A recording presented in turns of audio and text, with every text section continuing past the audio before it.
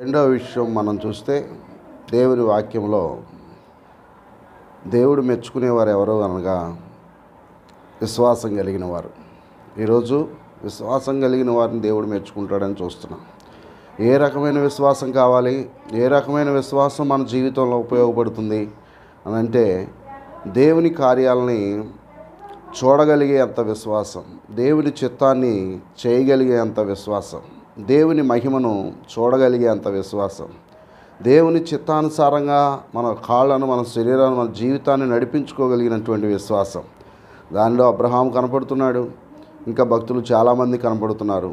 దానిలో ప్రాముఖ్యంగా మన శతాధిపతి కనపడుతున్నాడు. ఈరోజు మన జీవితంలో కూడా ఆయన మాట మీద ఉన్న విశ్వాసంతో ముందుకు సాగగలిగితే మన జీవితాల్లో బలహీనతలు, సమస్యలు, ఇరుకులు, ఇబ్బందులు, పరిస్థితులపై జయం పొందుకుంటాం. విశ్వాసం ద్వారా రక్షణ పొందుకుంటాం. రక్షణ పొందుకున్న మనం పరలోకాన్ని పొందుకుంటాం.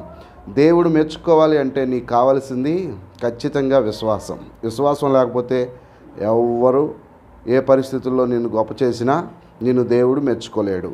కనుక విశ్వాసం కలిగి ఉండు. దేవుడు నిన్ను తప్పకుండా ఆశీర్వదిస్తాడు, అన్ని విధాల కార్యాలు చేస్తాడు. దేవుడు ఆ విధంగా నిన్ను, కుటుంబాన్ని, మీ పిల్లల్ని దీవించును గాక. ఆమేన్.